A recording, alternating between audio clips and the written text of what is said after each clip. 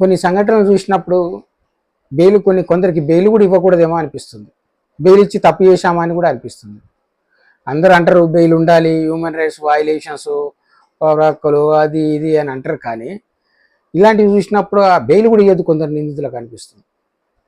మన అనకాపల్లి దగ్గర రాబిల్లి అనే ఊరు ఉంది కదా, ప్రాథమిక పాఠశాలలో దర్శిని అనే అమ్మాయి 14 ఏళ్ళు ఉంటాయి. తను 8వ తరగతి 9వ తరగతి చదువుకుంటుంది. అయితే వీడు సురేష్ అనే వ్యక్తి ఊరికి ఆమెను వేధించేవాడు అనమాట. ఇది చూసి ఆమె పోలీస్ కంప్లైంట్ ఫైల్ చేసి పోలీస్ ఎంక్వైరీ చేసి పోక్సో కింద అరెస్ట్ చేసేసి జైలు వేశారు. అయిపోయింది. ఆ తర్వాత